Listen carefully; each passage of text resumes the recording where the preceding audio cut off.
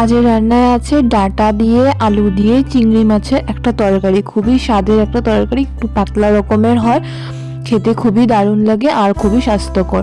ছোট ছোট লোকাল চিংড়ি মাছ, যেগুলো চিংড়ি মাছকে মুচমুচে ভাজা দিয়ে এই তরকারি করে নেওয়া হয়। চলো দেখি তাহলে কিভাবে বানানো হয়েছে এই তরকারিটাকে। প্রথমে চিংড়ি মাছগুলোকে ভালো করে ধুয়ে ধুয়ে পরিষ্কার করে নেওয়া হয়েছে, সাথে নেওয়া হয়েছে ডাঁটা ছাড়িয়ে নেওয়া হয়েছে, সাথে বানাবে মিষ্টি কুমড়ো দিয়ে ডাঁটা দিয়ে। চলো দেখি এবার কিভাবে মা করছে। প্রথমে চিংড়ি মাছগুলোকে ভালো করে মাথা লেজ পা ছাড়িয়ে নিয়ে ভালো করে ধুয়ে পরিষ্কার করে নিয়েছে। তারপর এর মধ্যে হলুদ ও নুন দিয়ে ভাজা করবে, তেলের মধ্যে দিয়ে দিল। আর সাথেই যেগুলো ডাঁটার কথা বলেছি, এই যে এরকম টাইপের ডাঁটা থাকে লাল রঙের, ডাঁটাগুলোকে ছোটো ছোটো টুকরো করে কেটে নিয়ে ডাঁটার খোসা মানে বাইরে একটা বাকলা থাকে লাল রঙের, সেই বাকলাটাকে ছাড়িয়ে নিতে হবে। ছাড়িয়ে নিয়ে ভিতরের অংশটুকুকে কেটে দেওয়া হয়েছে। এই ডাঁটাটুকু, ডাঁটার পাতাপাতি ইত্যাদি ফেলে দেওয়া হয়েছে। ও মা, এই মাছ তো ভাজছো, মাছ ভাজার পর কি করবে? তারপর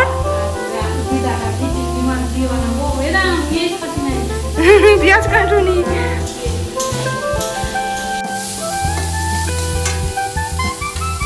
অলমোস্ট আমাদের মাছ ভাজাটা হয়েই এসেছে, তো আমি মাকে পেঁয়াজটা কেটে দিই। মা তো যখন মাছগুলো ভেজে নিক।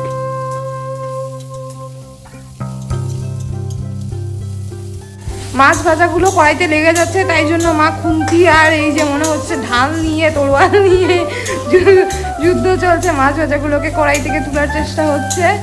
একদম যুদ্ধে প্রস্তুত, রান্নি থেকে যোদ্ধা হয়ে গেছেন।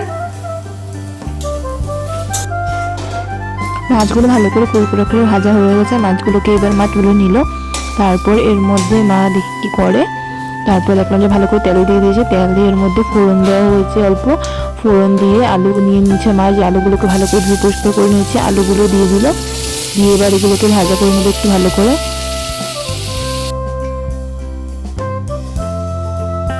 এগুলোকে 5-7 মিনিট পর্যন্ত একটু নাড়িয়ে দিয়ে ভাজা করে নিতে হবে। সাথে এর মধ্যে দিয়ে দিল একটু হলুদ, রং ধরার জন্য, রঙের জন্য দেওয়া হয়। নুন দিলেও হয়, না দিলেও হয়। আর মশলার মধ্যে আছে একটা পেঁয়াজ বেটে নিয়েছে, জিরা ধনের গুঁড়ো, হলুদ, নুন, মরিচের গুঁড়ো। আর তারপর এই সেগুলো আলুগুলো ভাজা হয়ে গেছে। এবার মা ভালো করে একটু কড়া করে বলছে ভেজে নেবে। একটু ভেজে নেওয়ার পর তারপর ডাঁটাগুলোকে দেওয়া হবে।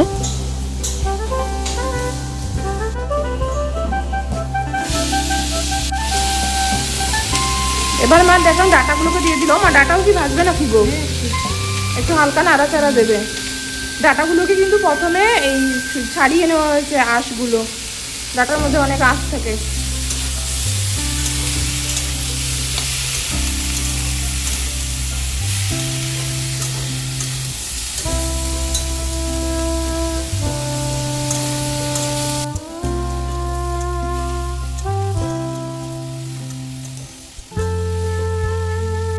তা মা গেছে এখানে ভাত নামাতে, আমাকে বললো দেখতে, আর এই যে মশলাগুলো রেডি করেছিল মশলাগুলোকে দিয়ে দিতে বললো।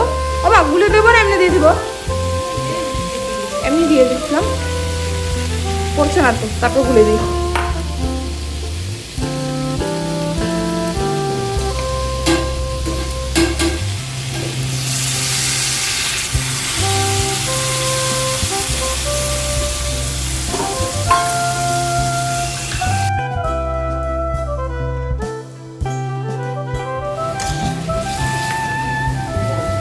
মশলাগুলো দিয়ে ভালো করে মিশিয়ে নিচ্ছি। এই যে একটু ঝোল ঝোল হয়ে গেছে। এগুলো এগুলোকে আবার শুকাবে না ভালো করে, তার একদম শুকনো হবে, তারপর আবার জল দিয়ে ঝোল দেওয়া হবে। পেঁয়াজগুলো ভালো করে মিশিয়েছে তো? পেঁয়াজগুলো দেখছিলাম আমি, জটা হয়েছিল এক জায়গায়। হ্যাঁ হয়ে গেছে। তো এবার 5 মিনিট মতন এইভাবে থাকবে। এই যে এসে গেছে উনি।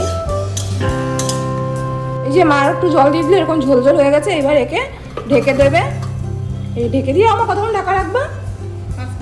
5 মিনিট মতো, মানে জলটা একটুখানি শুকিয়ে যাওয়া পর্যন্ত ঢাকা রাখবে। জলটা যথেষ্ট শুকিয়ে এসেছে, আস্তে আস্তে ঢাকনাটা উঠিয়ে দিয়েছে। আলুটা লোকগুলো শক্ত আছে, এখনো কিছুই সিদ্ধ হয়নি। 2 মিনিট 4 মিনিট যাবত নাড়াচাড়া করে জলটা পুরো শুকিয়ে যাওয়া পর্যন্ত অপেক্ষা করবো। আস্তে আস্তে শুকিয়ে এসেছে, নেই হয়ে গেছে। পুরোপুরি জলটা শুকিয়ে যাওয়ার পর এর মধ্যে ঝোল অ্যাড করা হবে। তারপর এই যে চিংড়ি মাছগুলো দিয়ে দিল মা। যখন ঝোলটা শুকিয়ে এলো, মানে জলটা শুকিয়ে গেছে, চিংড়ি মাছগুলো দিয়ে দিয়েছে। চিংড়ি মাছগুলো দিয়ে আরও 2-4 বার ভালো করে মিশিয়ে নিয়েছে। এবার হয়তো এর মধ্যে জল দিয়ে দেবে। হ্যাঁ, ঠিকই বলেছি। তাই এরপর মাছ এর মধ্যে যতটুকু ঝোল চাই এর থেকে একটু বেশি জল দেবে, কারণ ঝোলগুলো শুকাবে আর ডাঁটার পাতি ইত্যাদি সিদ্ধ হতে জলের যথেষ্ট দরকার। এগুলো সিদ্ধ হবে আর ঝোলটা একটু শুকাবে, তো তোমার ওরকম পর্যন্ত পরিমাণ বুঝে দিতে হবে। তা 10-15 মিনিটের মধ্যে ডাঁটাগুলো ফুটে উঠতে শুরু করে দিয়েছে, আলুগুলো নরম হয়ে এসেছে।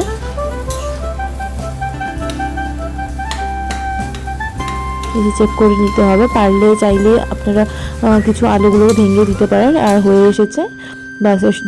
আরও যদি শুকাতে চান তাহলে আরও একটু শুকিয়ে নেবেন, শুকিয়ে নিয়ে নামিয়ে নেবেন। ব্যাস, এই হয়ে গেছে আমাদের ডাঁটা। আর চাইলে গরম মশলা দিতে চাইলে গরম মশলাও দিয়ে দিতে পারেন, গরম মশলা দিলে আর একটু ভালো স্বাদ হবে। কেমন লেগেছে রেসিপিটা জানাবেন, আর পছন্দ হলে একটা সাবস্ক্রাইব করে দিয়ে পাশে থাকবেন। আপনাদের সকলকে অনেক অনেক ধন্যবাদ এর পাশে থাকার জন্য। আর দেখতে যথেষ্ট পাতলা হলেও একে লেবু দিয়ে খেতে খুবই স্বাদ লাগে। লেবু দিয়ে একবার বানিয়ে খেয়ে দেখবেন কিরকম লাগে।